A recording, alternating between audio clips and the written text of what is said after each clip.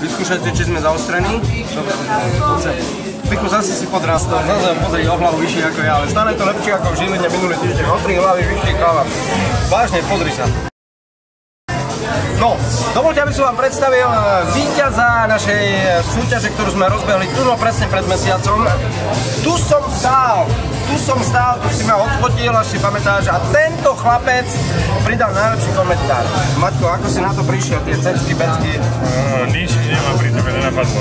Á, je mi to jasné, nepozeráš veľa farmy, lebo cecky, pecky, pamätáš? Farma, áno, ale také pre dospelých. Tak.